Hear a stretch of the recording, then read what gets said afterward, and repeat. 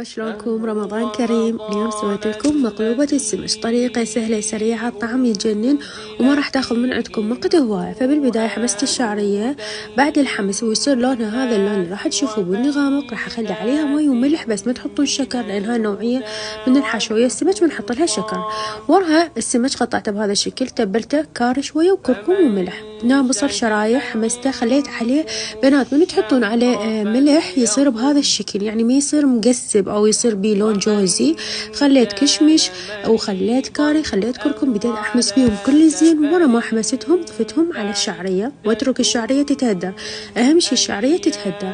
هنا انا التمن سويته بطريقه البزل مثل ما راح تشوفون، والسمك قليته وصل هاي المرحلة من التكسيبة. عزلته على صفحة، خليته بالقدر، خليت الحشوة، خليت التمن. وراها خلي آخر فقرة زعفران وخليه يتهدر. التمن مستوي استواء تام. علينا وعليكم بألف عافية.